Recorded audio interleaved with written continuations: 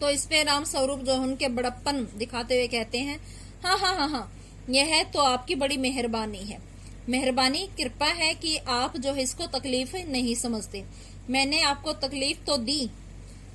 तो राम स्वरूप ऐसा क्यों कह रहे हैं? क्योंकि उनके घर लड़की को देखने आने के लिए आना पड़ा, इसलिए वो कहते हैं कि मैंने जो है आपको परेशानी तो दी।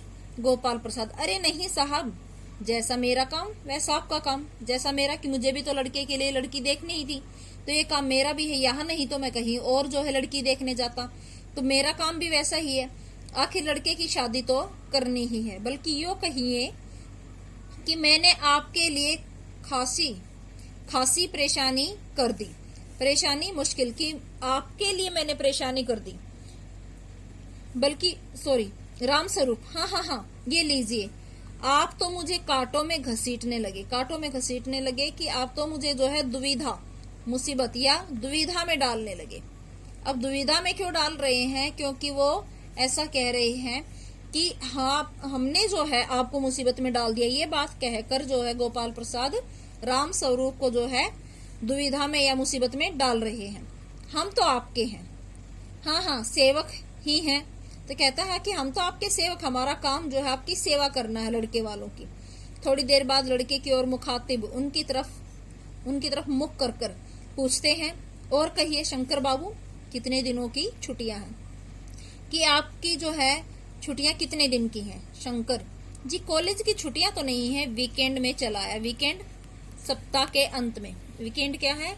सप्ताह, सैटरडे और संडे की सप्ताह के अंत में सैटरडे और संडे जो है ऑफ रहता है, तो इसलिए जो मैं वीकेंड पर घर चला आया। राम स्वरूप, आपका कोर्स खत्म होने में तो अब साल भर रहा होगा, कि आपका जो मेडिकल की पढ़ाई है वो खत्म होने वाली है, लगभग 1 साल रहता है।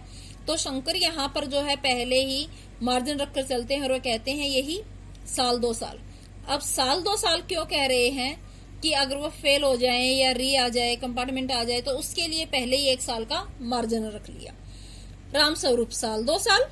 शंकर, हाँ हाँ हाँ, 1 साल का मार्जिन रखता हूँ।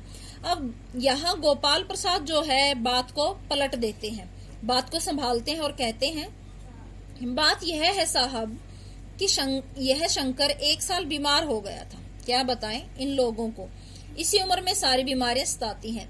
इस उम्र में, इसी उम्र के माध्यम से क्या कहना चाह रहा है कि हमारे जमाने में जो जवान होते थे वो हट्टे कट्टे थे, बीमारी जो है छूती तक नहीं थी। लेकिन आजकल के जो नौजवान है ना, वो अच्छे से खाते पीते हैं, और जिसके कारण जो है बीमारियां उन्हें घेर लेती है। तो यहाँ कहना चाह रहे हैं कि आजकल के नौजवानों में वो ताकत, वो बल जो है नहीं रहा।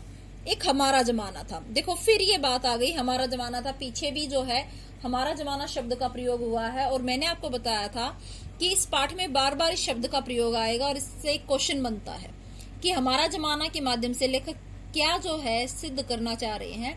तो कहना चाह रहे हैं कि अपना समय सबको अच्छा लगता है, हम जो है अपने समय को सबसे बेहतर समय मानते हैं। लेकिन यहाँ साथ साथ लेखक ये भी कहना चाहते हैं कि समय परिवर्तनशील है, समाज के अंदर परिवर्तन आते रहते हैं। अगर हम उन परिवर्तनों को, उस समाज के बदलाव को स्वीकार कर कर आगे चलते हैं, तो हम जो है आने वाली नई पीढ़ी के साथ सामंजस्य बिठा सकते हैं और अपने आप को बदल सकते हैं। कहते हैं कि एक हमारा जमाना था कि स्कूल से आकर दर्जनों कचौड़ियां खा जाते थे, मगर फिर जो खाना खाने बैठते तो वैसी की वैसी भूख। कि आजकल तो बच्चे अगर कुछ खा लें तो वे जो है खाना छोड़ देते हैं कि भूख नहीं है। लेकिन अपने समय में तो चाहे कुछ भी खा लेते, लेकिन खाना ज्यों का त्यों, जितनी उनकी भूख होती थी उतना ही खाते थे।